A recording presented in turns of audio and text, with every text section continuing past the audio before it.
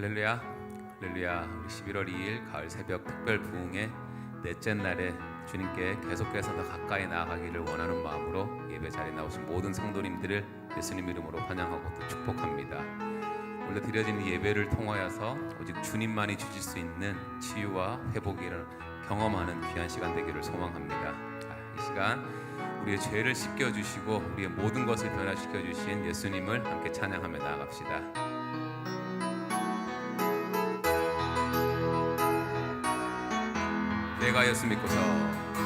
내가 예수 믿고서 죄 사함 받아 나의 모든 것 다 변했네. 지금 내가 가는 길 천국 길이요 주의 피로 내 죄가 씻겼네. 나의 모든 것 변하고 그 피로 구속 받았네. 하나님은 나의 구원 되시오니 내게 정죄함 없겠네. 주님 밝은 빛 되사 어둠에 치니 나의 모든 것 다 변했네. 지금 내가 주 앞에 온전케 되는 주의 공로를 의지함일세. 나의 모든 것 변하고 그 피로 구속 받았네.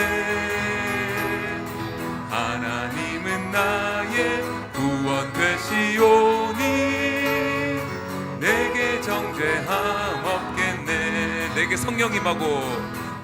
성령 임하고 그 크신 사랑 나의 맘에 가득 채우며 모든 공포 내게서 물리치시니 내 맘 항상 주 안에 있겠네. 나의 모든 것 변하고 그 피로 구속 받았네. 하나님은 나의 구원 되시오니 내게 정죄함 없겠네. 나의 모든 것 변하고 그 피로 구속 받았네. 하나님은 나의 구원 되시오니 내게 정죄함 없겠네. 주의 보좌로 나아갈 때 어떻게 나가야 할까? 나를 구원한 주의 십자가 그것을 믿으며 가네. 주님의 보좌로 나아갈 때에 주의 보좌로 나아갈 때에 나 여전히 부족하나. 나를 품으신 주의 그 사랑 그것을 믿으며 가네. 자격 없는 내 힘이 아니 오직 예수님의 보혈로. 자격 없는 내 힘이 아니 오직 예수님의 보혈로. 십자가의 보혈 완전하신 사랑 힘입어 나갑니다.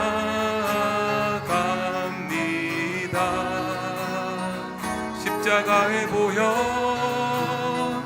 완전하신 사랑 힘입어 예배합니다.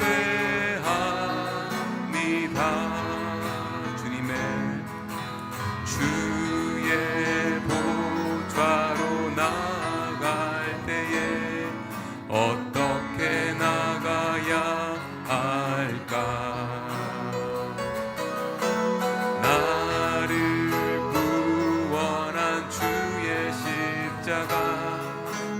것을 믿으며 가네. 자격 없는 내 힘이 아닌, 자격 없는 내 힘이 아닌 오직 예수님의 보혈로, 오직 예수님의 보혈로. 자격 없는 내 힘이 아닌 오직 예수님의 보혈로. 십자가의 보혈, 십자가의 보혈, 완전하신 사랑 힘입어 나갑니다.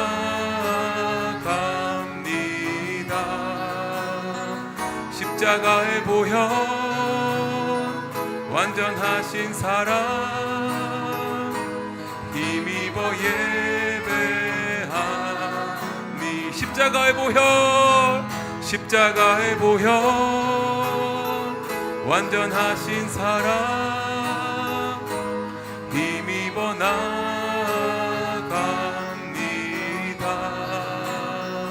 십자가의 보혈, 완전하신 사랑 힘입어 예배합니다.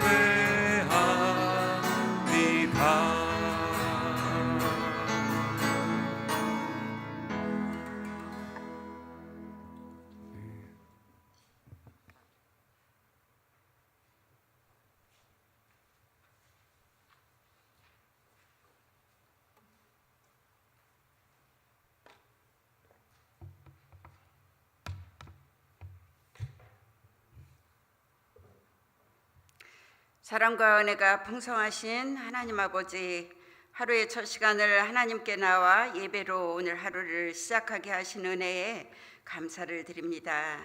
우리가 마땅히 빌 바를 알지 못하나 오직 성령이 말할 수 없는 탄식으로 우리를 위하여 친히 간구하신다 하셨사오니, 성령의 인도함 받는 특별 새벽기도 부흥회가 되게 하여 주옵소서. 그리하여 영적으로 혼탁한 이 시대에 잠자고 조는 교회가 되지 아니하고 깨어 시대를 분별하고 쉬지 않고 기도하는 사명을 잘 감당하는 교회가 되게 하옵소서. 주님, 정욕적이고 부패한 구습을 벗어버리고 회개함으로 하나님을 의지하고 살아가기로 작정하는 믿음의 행보가 한빛장로 교회에 일어나게 하시고 그리스도의 사랑으로 충만한 교회 되게 하여 주옵소서. 하나님께서 우리에게 주신 계명대로 그 아들 예수 그리스도의 이름을 믿고 서로 사랑하는 공동체로 세워짐으로 하나님이 거하시는 전으로 예수 안에서 함께 지어져 가게 하옵소서. 그리하여 하나님께서 주신 비전 153을 이루어가는 하나님의 선교에 동참하는 교회로 성장하게 하시고, 혼돈과 공허하며 어둠이 가득한 세상 속에서 방황하는 영혼들을 불쌍히 여기시는 하나님의 마음을 깨닫고 영혼 구원을 위하여 헌신하는 교회가 되게 하옵소서. 긍휼과 자비가 풍성하신 하나님 아버지, 전쟁 중에 있는 이스라엘과 팔레스타인의 수많은 전쟁 난민들을 불쌍히 여겨 주옵소서. 이스라엘을 향한 마지막 때에 성취하실 하나님의 언약이 열리게 하시고 그 땅에 용서가 선포되고 보혈의 은혜가 넘쳐 예수가 그들의 구원자임을 깨닫는 성령의 역사가 있게 하여 주옵소서. 하나님 아버지, 믿음의 다음 세대를 일으켜 주옵소서. EM의 젊은 영혼들에게 살아있고 운동력 있는 하나님의 말씀이 역사함으로 예수를 아는 지혜와 계시가 열리게 하시고, 사람의 이해나 땅의 공식으로 일하지 아니하시고 하나님의 약속의 말씀으로 역사하시는 신실하신 하나님을 경험하는 자들이 되게 하여 주옵소서. 교회에 많은 연약한 교우들이 있습니다. 이 고난의 골짜기에서 치유하시고 세우시며 위로해 주시는 신실하신 하나님을 경험하는 복된 자들이 되게 하여 주옵소서. 그리하여 고난 중에 역사하시는 신실하신 하나님을 만나는 귀한 만남의 시간들이 그들의 삶에 있도록 축복하여 주옵소서.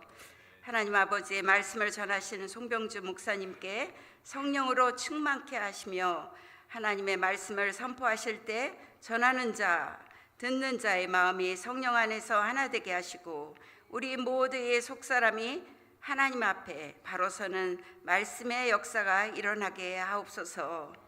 하나님의 은혜가 강물처럼 흐르는 이 예배가 되게 하여 주실 수를 믿사오며 길이요 진리요 생명 되신 귀하신 예수님의 이름으로 기도하옵나이다. 아멘.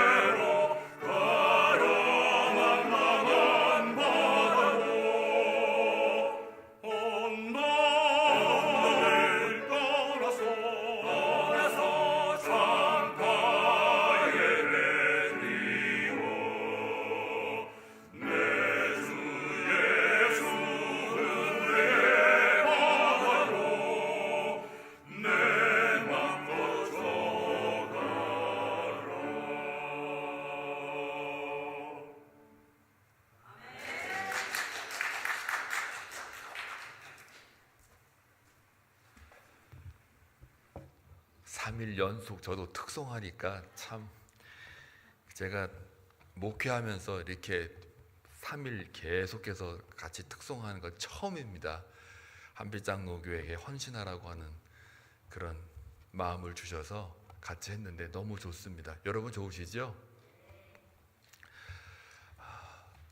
이렇게 새벽을 뚫고 오신 여러분들 다시 한번 주님의 이름으로 환영하고 또 여러분의 마음 가운데 영혼 가운데 하나님의 사랑과 은혜만 넘치길 주의 이름으로 축복합니다.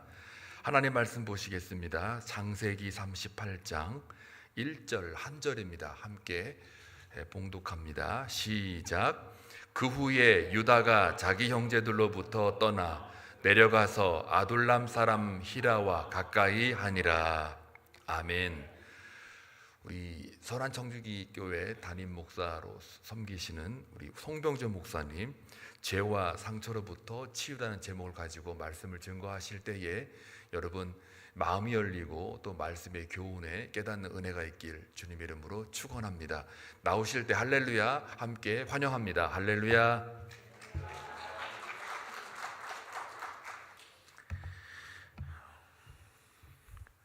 네, 어제에 이어서 또 오늘 같이 함께 말씀을 나눌 수 있어서 감사합니다. 우리 성도님들과 또 좋은 또 치유에 담긴 하나님의 마음을 같이 나누는 시간이 되었으면 좋겠습니다.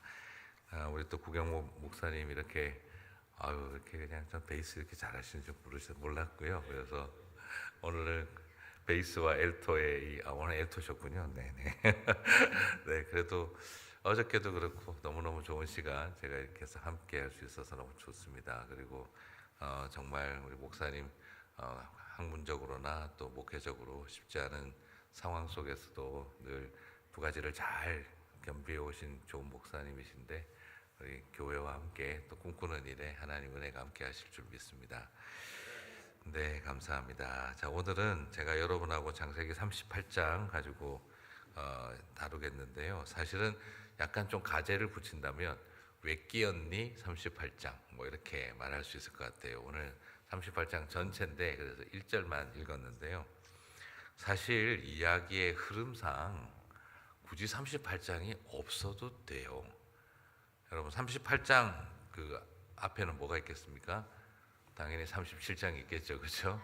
네, 37장 맨 끝절을 보시면 37장 36절을 보면 뭐라고 나오냐 그러면 그 미디안 사람들은 그를 애굽에서, 여기서 그는 그 요셉이죠, 그죠? 그를 애굽에서 바로의 신하 친위대장 보디발에게 팔았더라. 미디안 사람들이 요셉을 보디발에게 팔았더라. 37장 맨 끝절인 36절이에요. 그럼 38장 없다고 치고 39장 1절을 보시면 뭐라고 나오냐 그러면 39장 1절은 요셉이 이끌려 애굽에 내려가매 바로의 신하 친위대장 애굽 사람 보디발이 그를 데려간 이스마엘 사람들의 손에서 요셉을 사니라. 자, 37장 맨 끝절을 보면 요셉을 보디발에게 팔았더라. 보디발이 요셉을 샀더라. 39장 1절을 보면 38장 없어도 내용이 연결이 됩니까 안 됩니까? 완벽하게 돼요. 예, 정말 굳이 있어야 할 이유가 없는 37장 끝절을 보면 요셉을 보디발에게 팔았다. 39장 1절을 보면 보디발이 요셉을 샀다. 그럼 38장이 없어도 괜찮아요. 흐름상으로 굳이 필요가 없습니다. 그러면 내용상으로는 38장이 굉장히 중요한가 보다 생각을 하고 보니까 38장 내용이 어떻습니까? 제가 왜 1절만 읽었냐 그러면요, 제가 성경을 읽으면서 1절부터 끝절까지 다 읽었는데 아멘이 한 번도 안 나오는 때가 창세기 38장이에요. 창세기 38장을 보면은요, 집 나간 유다가 이방 여인과 결혼하고 큰아들 죽고 둘째 아들 죽고 형수에게 후사 이어주지 않다가 죽고 아내가 죽고 그리고 창기를 만나서 관계를 맺었는데 창기가 알고 보니 며느리고 그 며느리가 애를 낳았는데 이게 손자인지 아들인지 헷갈리는 애 낳았다. 그래서 며느리 불태워 죽이려고 하다가 걔가 자기 아이인 걸 알고 못 죽였다더라. 이게 나와요. 여러분 창세기 38장은 집에 가서 읽어보시면 진짜 아멘 한마디도 안 나오고 읽다 보면은 그냥 오맨 한 이야기밖에 나올 게 없어요.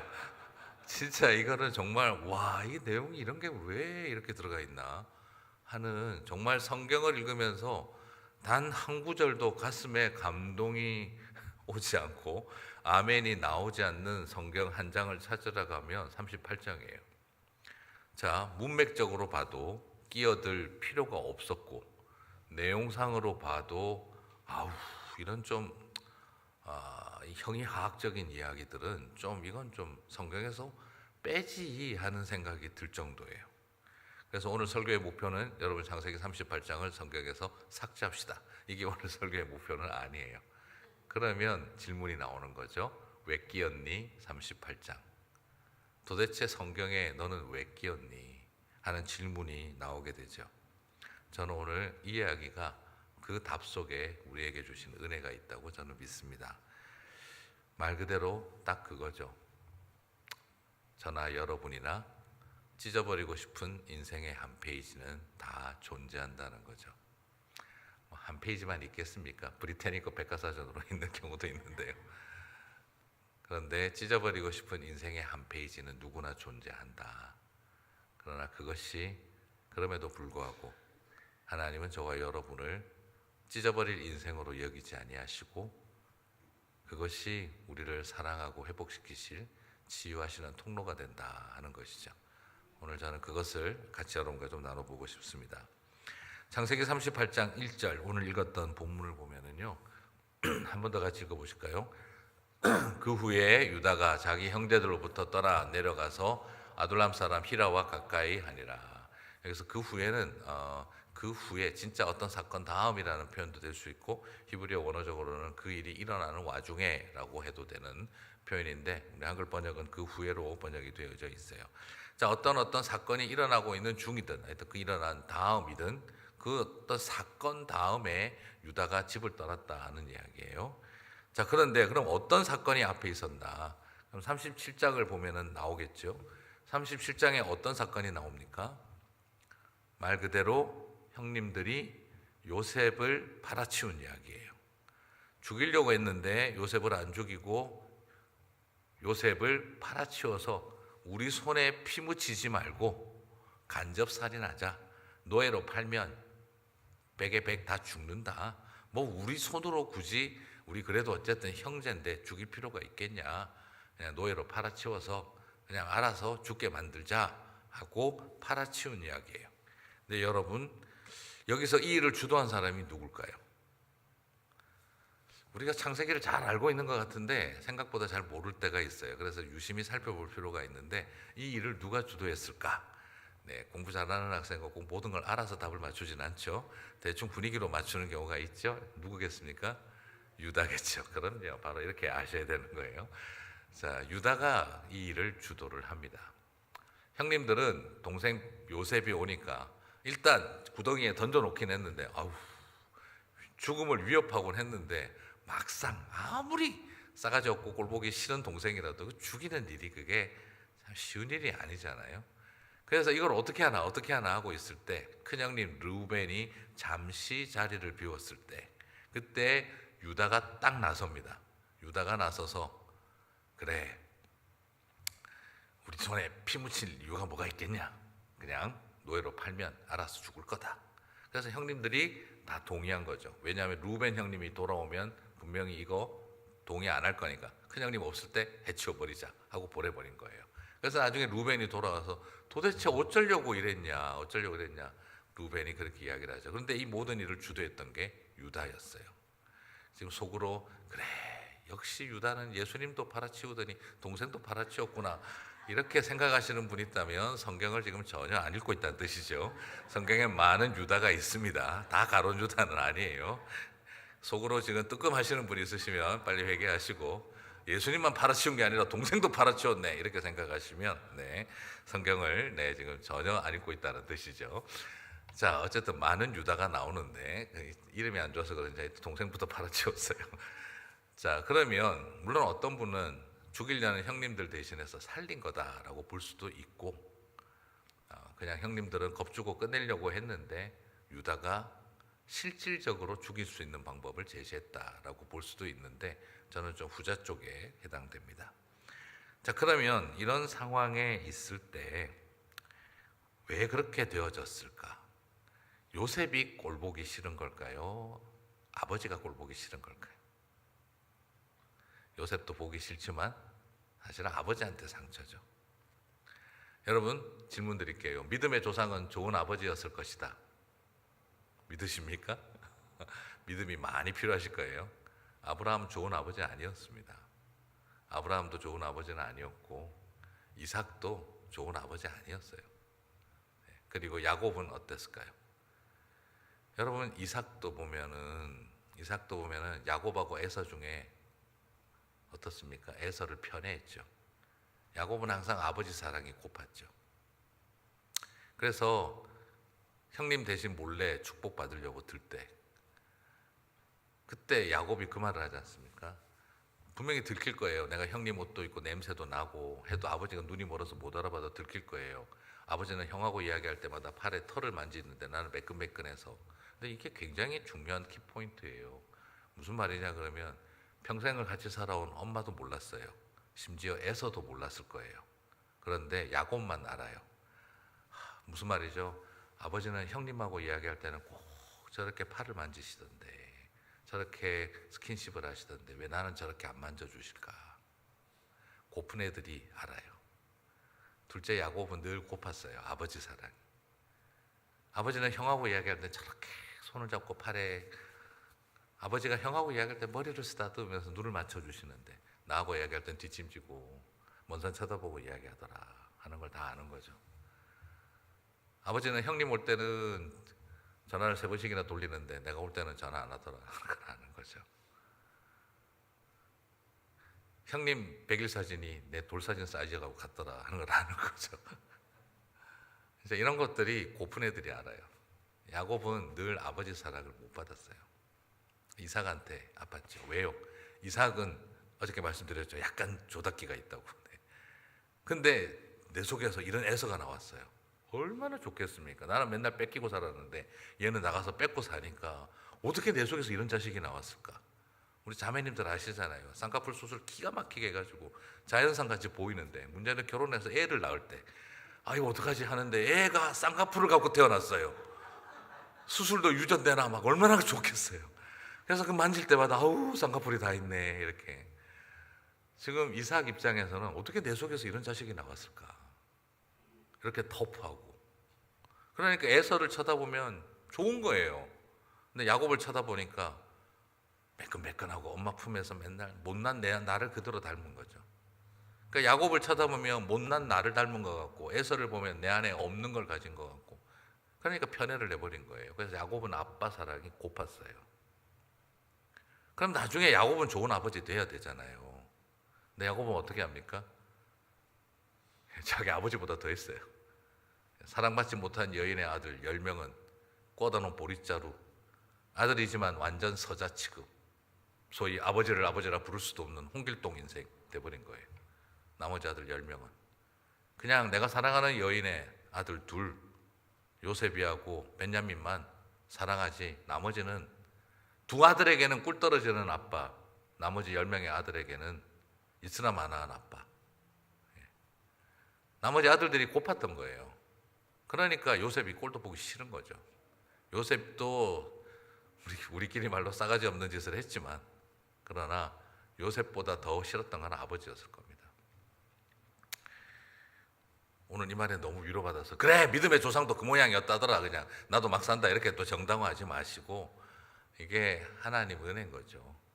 훌륭해서 됐던 건 아니에요. 그래서 늘 회개해야 되는 거예요. 많은 상처를 갖고 살아가는 이 땅의 우리들에게 오늘 이 이야기는 명확하게 보여주고 있죠. 그래서 유다는 동생 요셉이를 팔아치우고 싶었던 겁니다. 꼴도 보기 싫었으니까. 사랑받지 못한 아들로 살아왔던 그 모습. 그래서 형제가 형제를 죽이려고 하는 의도로 파는 이 엄청나고 끔찍한 사건이 벌어진 거죠. 그리고 나서 돌아오니까 이제 아버지 어떻게 됐겠습니까? 아버지 야곱은 식음을 전폐하고 난리가 납니다. 눈치 빠른 야곱이 대충 분위기 파악이 안 되겠습니까? 뭔 일이 했구나 이것들이. 이제는 야곱 입장에서는 나머지 10명의 아들 쳐다보고 싶겠어요?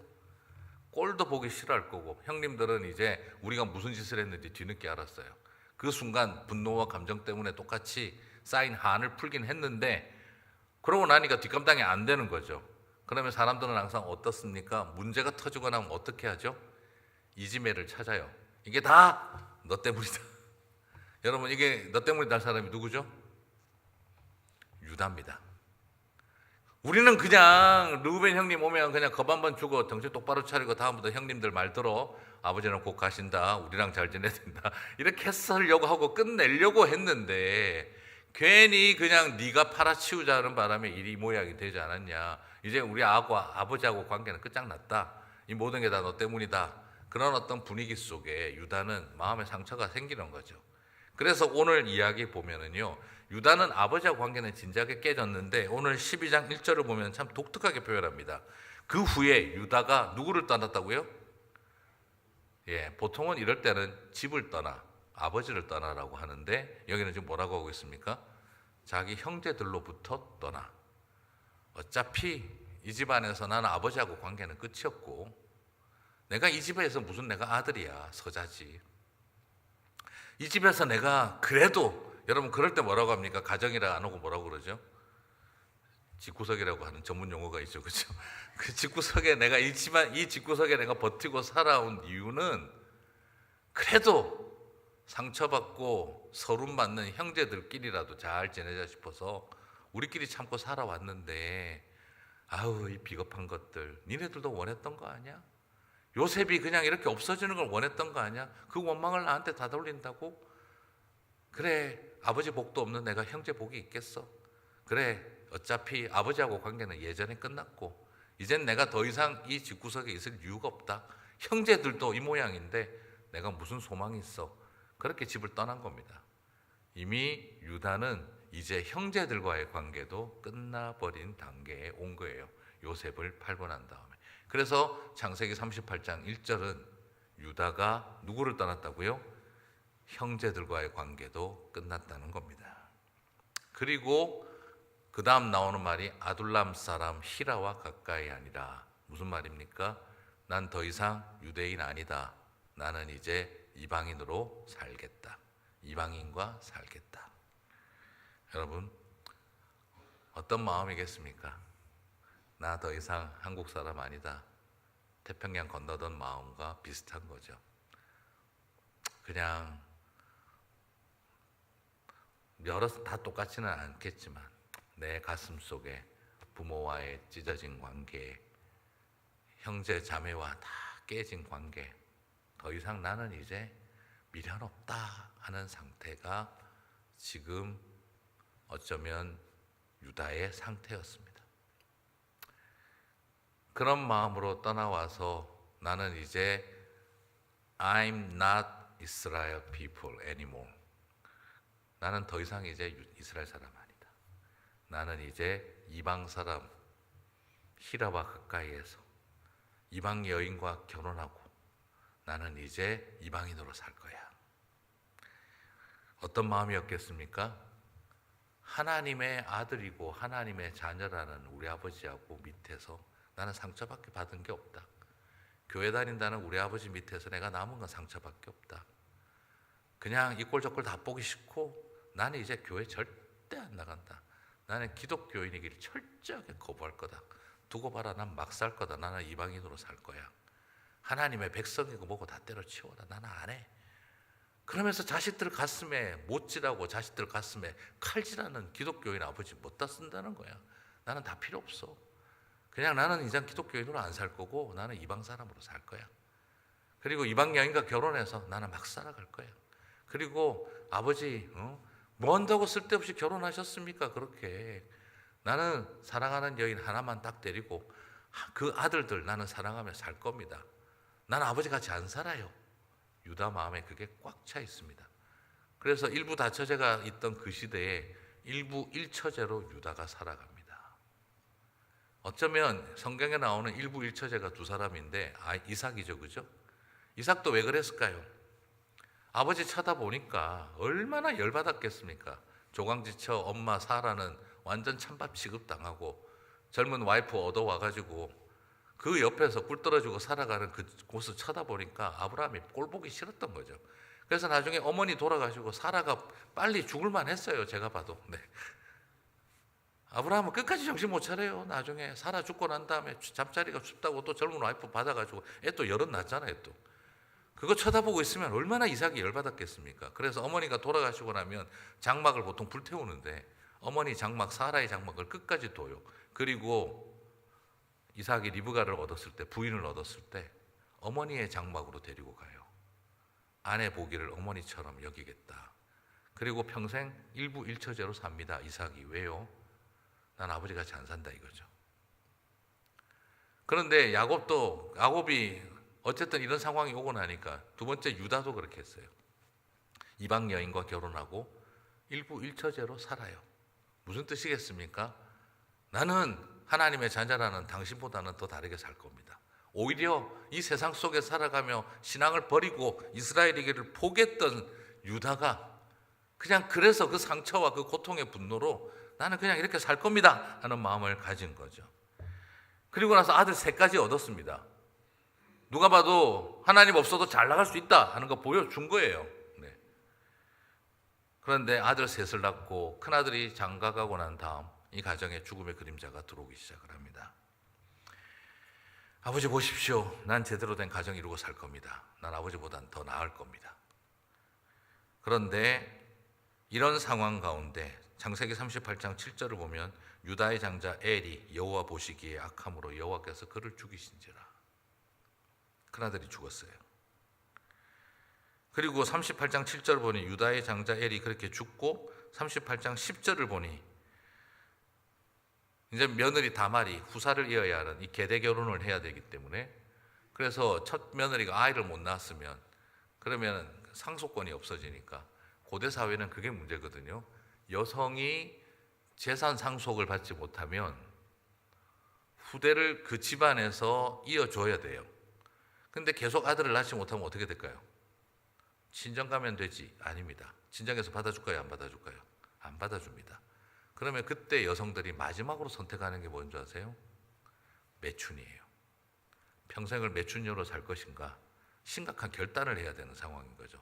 그래서 그 집안에서는 자기의 며느리였으니까 계대 결혼을 통해 재산 아들을 낳고 그러면 원래 자기 남편에게 배당되어 있는 재산을 아들에게 상속받게 해서 그 아들의 재산 후견인으로 어머니가 살아갈 수 있게 해주는 거예요. 근데 둘째 아들이 그걸 해주고 싶겠어요? 안 해주고 싶겠어요? 저렇게 애 못 낳고 그냥 가면 저 형님 유산 다 내 건데 하는 생각을 딱 해가지고 둘째가 계속 피임을 한 거예요. 여러분, 피임 자체가 죄가 아니고 무슨 말입니까? 이런 의도를 가지고 한 행동이 죄가 되는 거예요. 그래서 형부를 욕망의 형수를 자신의 욕망의 대상으로만 이용하고 형님 재산에 대한 욕심을 내기 시작을 하니까 어떻게 됩니까? 38장 10절 그 일이 여호와 보시기에 악함으로 여호와께서 그도 죽이시니. 이방 땅에 와서 나는 잘 살아간다고 생각했는데 그 바람에 아들 둘이 죽어버렸어요. 이 땅을 살아가면서 어쩌면 왜 이런 유다가 이런 행동을 하게 됐나? 사람은요, 상처와 죄에 묶여 있어요. 제가 청년사역 13년을 해보고 이민교회 또 청년들을 또 제가 돌보고 하다 보니까 대학 청년부 13년 사역을 해보니까 청년들의 특징이 상처와 죄가 복합체예요. 그런데 이게 젊은 애들만이 아니더라고요. 담임 목회 해보니까 어른들도 똑같아요. 상처와 죄의 복합체예요. 무슨 말이냐 그러면 유다가 어렸을 때 상처받았잖아요. 아버지에게. 상처받으니까 뭘 하게 됩니까? 죄 짓게 돼요. 상처받은 애들이 죄를 짓게 돼요. 사랑받지 못하고 버림받은 상처받은 애들이 죄를 짓고 실수를 하게 돼요. 사람이 그런데 죄 짓고 나면 또 어떻게 되죠? 다시 상처받아요. 여러분 아시죠? 빵꾸 낀 놈이 또 썩낸다고. 죄 짓고 나면 자기가 또 상처받아요. 그 다음부터는 사람들이 그냥 나한테 모르고 지나가도 저것이 나를 무시한다. 말하다가 대화만 멈춰도 내 욕했을 거다. 사람이 죄를 짓고 나면 더 상처를 받아요. 상처받으면 또 어떻게 하죠? 또 죄를 지어요. 유다가 상처받은 사람이었다가 죄를 지었어요. 죄를 짓고 나니까 어떻게 되죠? 또 형님들에게 상처받고 떠나버렸어요. 이방인에게. 이방에 가서 살다 보니 또 어떻게 되죠? 아들 둘 죽고 나니까 어떻게 되죠? 또 죄를 짓게 돼요. 와이프까지 죽고 나니까 또 죄를 짓게 돼요. 죄를 짓고 나면 또 어떻게 되죠? 또 상처받아요. 요 악순환에 계속 걸려 들어갔던 게 유다였어요. 어쩌면 이 땅을 살아가는 우리들도 마찬가지입니다. 내가 사기당했으니까 그 상처 때문에 또 다른 죄를 짓고 또 죄를 짓고 나면 또 상처받고 그 악순환 속에서 못 헤어나는 바로 그 모습이었던 거죠. 그리고 난 다음에 유다는 와이프까지 죽고 나니 사랑하는 아내도 잃고 아들 둘이 죽었어요. 그리고 난 다음에 그가 양을 치다가 그냥 자기 며느리에게 셋째를 그러면 다시 계대 결혼을 시켜야 되는데 이제 겁이 나는 거죠. 그런데 여러분 이 행동이 그럴 수 있다지만 며느리 다말 입장에서는 이게 어떤 행동이 되는 걸까요? 아, 시아버지가 나를 몸 파는 여자가 되도록 만들어 가는구나 하는 생각이 드는 거죠. 나는 이제 죽으라는 거구나. 비극이 끊임없이 이어지기 시작을 해요.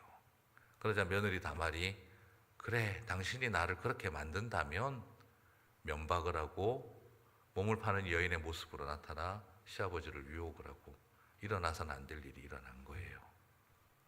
그리고 나서 나중에 보니까 며느리가 임신했다는 소식이 들렸어요. 그러자 유다가 돌아버립니다. 보통 이 정도면 부끄러워서 시아버지가 나서지도 않아요. 동네 사람들에게 그리고 며느리 집 사람들에게 이런 일이 있으니 어찌하면 좋을까요? 하면 집안의 명예를 위해 알아서 돌로 쳐 죽여줘요. 마을 사람들이 알아서 돌로 쳐 죽여요. 그런데 유다는 너무 분노를 터뜨렸어요. 어떻게 하죠? 자기가 나서서 나무 쌓아놓고 화형을 시키겠다고 드는 거죠. 그건 마을 사람들이 할 일이지 시아버지가 나서지 않아도 되거든요. 그런데 그 당시 풍습상 과하게 불태워 죽이려고 합니다. 왜 그랬을까요? 사람들은 있잖아요. 우리 집안에 너 들어오고 난 다음부터 이 모양 났다. 며느리 때문이다. 모든 분노를 자기가 형님들에게 이지매가 됐으면서 이제는 자기가 누구를 그렇게 만들고 있습니까? 이 모든 일이 이 집안에 여자 잘못 들어오고 난 다음부터다. 그 며느리에게 다 쏟아붓는 거죠. 자기가 형님들에게 이지매가 됐던 상처받은 사람인데 이제 자기가 며느리를 그렇게 만드는 거죠. 내가 이 집안에 들어와서 이 꼴 당했다고 상처받은 시어머니가 며느리가 나중에 더 무서운 시어머니 되는 것처럼 이게 다 너 때문이다. 이 집안에 너 들어오고 나서부터 이 모양 났다. 그렇게 말한 것처럼 딸한테 모든 걸 다 뒤집어 씌우는 것처럼 네가 태어나는 날부터 오빠가 아프고 집안이 안 됐다. 너는 항상 네 오빠 거 가로채 먹고 네가 잘 나간다. 그래서 네 오빠가 저 모양이다. 아들이 안 된다. 끊임없이 그런 말들로 언어 폭력을 하고 사람을 죽이잖아요. 그 일이 유다도 있었던 겁니다. 그 마음 때문에 며느리에게 모든 분노를 터뜨리고 있는 겁니다. 이게 다 너 때문이다라고. 그러나 여러분 우리 알지 않습니까? 이게 누구 때문입니까? 유다 자신의 죄와 상처였죠. 그런데 유다는 이게 다 나 때문입니다를 고백하고 싶지 않고 뭘 고백하고 싶은 겁니까? 말하고 싶은 겁니까? 우리 집안에 여자 잘못 들어와서 이 모양 났다. 그걸 말하고 싶었고 자신의 분노를 화형으로 다 뒤집어 씌우고 있었던 거죠. 그런데 거기서 며느리가 꺼내놓는 겁니다. 이 뱃속의 아이의 아버지가 이 지팡이와 도장끈을 가지고 있었습니다. 그걸 보는 순간 어떻게 됐을까요? 그때 유다는 이 모든 비극의 출발이 자기에게 있었구나. 이것이 내 것이었구나 라는 걸 알게 됩니다. 그때 거기서 미국의 어떤 대통령처럼 I don't have any sexual relationship with that woman, Lewinsky 뭐 이렇게 하지 않고 뭐라고 합니까? 이게 다 내 죄입니다. 이 아이가 옳도다. 내가 잘못하였도다. 라고 유다가 처음으로 내가 잘못된 것이다. 이 아이가 옳다. 내가 틀렸다라는 걸 처음으로 인정을 해요. 아들로, 형님으로, 시아버지로 내가 잘못했다. 나는 아들로서도 잘못했고 형님으로서도 잘못했고 아버지로서도 잘못했고 시아버지로서도 잘못했다 하는 걸 공적으로 사람들 앞에서 며느리를 풀어주고 내 잘못인 것을 인정을 한 거죠. 하나님은 이걸 통해 역사를 바꾸셨어요. 그리고 태어난 아이들이 누굽니까? 쌍둥이가 태어났어요. 쌍둥이가 태어났는데 그 아이들이 누굽니까? 바로 베레스와 세라입니다. 베레스와 세라가 태어났어요. 이게 왜 중요합니까? 얘들은 나중에 뭐가 됐을까요? 커서 에휴, 음란의 아들, 죄의 아들이 됐겠지. 그렇게 태어났으니 음란과 더러운 죄 짓는 것들이 됐겠지 싶은데 마태복음 1장 1절에서 3절을 보시면 아브라함과 다윗의 자손 예수 그리스도의 계보라. 아브라함이 이삭을 낳고 이삭은 야곱을 낳고 야곱은 유다와 그의 형제들을 낳고. 참 신기하죠. 야곱은 요셉과 그의 형제들을 낳고라고 하지 않고 마태복음 뭐라고 표현하고 있습니까? 야곱은 유다와 그의 형제들을 낳고. 그리고 나옵니다. 유다는 다말에게서 베레스와 세라를 낳고, 그리고 베레스는 헤스론을 낳고. 여러분, 이렇게 태어난 두 아들이 결국 누가 됩니까? 예수 그리스도의 계보가 됩니다. 그리고 나중에 야곱은 죽으면서 유다에게 어떤 축복을 하죠? 이스라엘의 찬송이 될지니라. 회개한 유다, 죄 지은 유다가 아니라, 상처 덩어리 유다가 아니라 나중에 유다는 이스라엘의 찬송이 되리라. 그래서 유다 지파에서 왕이 나서 다윗이 되고, 그 다윗의 자손이 예수 그리스도가 된 것이죠. 그러면 왜 이런 죽음의 고통이 있었을까? 여러분, 나중에 베냐민마저 이집트에 보내야 했잖아요. 그죠? 그때 그 아들 못 보내고 울고 있는 아버지 야곱을 누가 제일 이해할 수 있었을까요? 누가 제일 이해할 수 있었을까요? 예, 아들 둘 죽는 꼴을 본 애비는 유다지 않습니까? 내 눈앞에서 자식 둘 장례 치렀잖아요. 그런데 자기가 쳐다보니까 우리 아버지는 나 때문에 죽은 자식 장례도 못 치러줬고, 둘째마저 이집트 땅으로 보내서 죽어버리면 우리 아버지 죽는다 하는 걸 유다가 알아요. 그래서 창세기 44장에 보면 요셉 앞에서 말하는 사람이 누군지 아세요? 성경을 자세히 몰라도 눈치껏 아시면 되죠. 요셉하고 대화를 한 사람이 누군지 아세요? 유다입니다. 베냐민이 끌려왔을 때 그 앞에 서서 내 주여 부탁드리오니 이 아이를 아버지에게 데리고 가게 해주시고, 그 형도 노예로 끌려갔는데 이 아이마저 가지 못하면 우리 아비는 흰머리로 음부로 내려갑니다. 우리 아버지 죽습니다. 제가 대신하여 이 아이의 노예가 되겠사오니 저를 노예로 잡아주시고 이 아이를 아버지에게 돌려보내 주십시오 라고 말을 한 게 누구일까요? 유다입니다. 왜요? 내가 자식 둘 잃어본 애비니까. 그리고 그 앞에서 그 말을 할 때 요셉이 형님들 만나서 반가워서 울었겠습니까? 야, 우리의 형제여 골육이 아니냐 팔아치우던 저 유다 형님이, 이 모든 일이 하나님이 하신 일인 건 내가 알겠는데 저 가해자 유다는 어떻게 됐을까 궁금했지 않았겠어요? 근데 지금 내 앞에서 배다른 동생인 베냐민을 위해서 노예로 팔아먹던 유다 형님이 지금 내 앞에서 베냐민 대신해서 제가 노예가 되겠사오니, 그걸 보면서 요셉은 정신이 번쩍 난 겁니다. 아, 무슨 일이 있었는지는 모르겠지만 하나님이 유다 형님을 바꿔놨구나. 가해자와 피해자가 함께 우는 시간이었던 거죠. 나를 팔아치우던 형님이 저 꼴도 보기 싫을 베냐민을 대신해서 노예가 되기를 자처하는구나. 죄를 지었던 유다가 죄값을 치르는 자리에 선 거죠. 그게 요셉으로 하여금 정을 억제지 못하고 바로의 궁궐이 떠나가도록 울게 만들었다고 저는 믿습니다. 여러분, 그래서 유다는 아마도 아버지의 장막에 돌아와서 아버지, 내가 무슨 짓을 했는지 저는 몰랐는데 내가 아들 둘 죽는 걸 보고 나니 아버지가 어떤 심정이셨는지 이해가 갑니다. 그래서 가해자와 피해자이면서 가해자가 된 두 사람이, 그래서 하나님 앞에 회복이 일어나고, 그리고 가해자였던 유다와 피해자였던 요셉이 함께 울므로 비극적인 창세기 38장의 이야기는 하나님의 구속사의 복선이 되고 말았다는 것이죠. 창세기 38장은 바로 하나님의 치유와 구속사가 왜 이렇게 일어나게 되어졌는지를 보여주는 복선이었던 겁니다.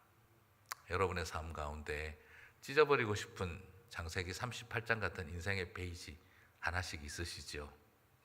오늘 이 시간 그거 꺼내놓으면 누가 인스타에 올리고 페이스북에 올리고 홈페이지에 올려버리면 나 죽을 것 같고 쥐구멍에 들어갈 것 같고 아무것도 답이 없어 보이지만, 여러분 기억하십시오. 하나님은 요셉의 집안에서 메시아를 준비하신 게 아니라 이런 유다의 집안에서도 메시아를 일으키셨습니다.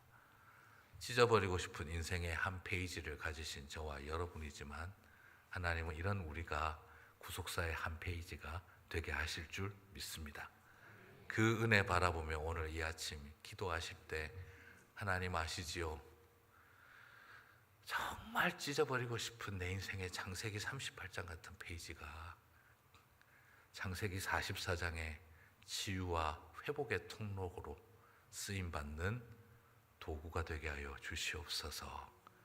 남모르게 이 다리 건너와서 그냥 다 깨어진 관계 속에 살아왔던 우리들 주님의 회복과 치유가 일어나게 하여 주실 줄 믿습니다. 오늘 이 아침 간절히 기도해야 할 누군가를 가슴에 품고 기도할 때 오늘 하나님의 회복이 치유가 여러분 안에 함께 하실 줄 믿습니다. 우리 같이 기도하겠습니다. 하나님, 오늘 마치 말씀을 나누었습니다. 우리 성도님들에게 주님의 큰 위로가 있게 하여 주시고 다시 구속사의 한 페이지를 만들어 가실 하나님의 은혜를 보게 하여 주시옵소서. 주님의 몸된 교회 한빛교회를 이곳에 세우셨사오니 이곳에서 바로 이런 치유와 회복의 역사가 일어나게 하여 주시고 남들에게 말 못할 찢어지는 가슴 마음에 안고 때로는 창세기 38장 같은 한 페이지 가슴에 안고 노심초사하며 살아가는 우리들, 또 가슴속에 해결되지 않는 분노와 상처를 안고 살아가는 우리들, 사랑하는 사람에게 사랑받지 못하고 분노와 상처를 안고 그로 인해 죄의 습관에 빠져야 했던 우리들의 모습을 주님 앞에 내어놓습니다. 그 모든 것들을 통해서 하나님 은혜가 나타나게 하여 주시고 오늘 우리를 만져 주시옵소서. 이제는 우리 주 예수 그리스도의 은혜와 하나님 아버지의 크신 사랑과 성령님의 함께 하심이 오늘 하나님의 치유를, 죄와 상처를 치유하시는 주님의 은혜를 바라보며 나아가는 우리 한빛교회 성도님들 위해 주님이 세우신 이 교회 위에 이제로부터 영원토록 항상 함께 있어지이다. 아멘.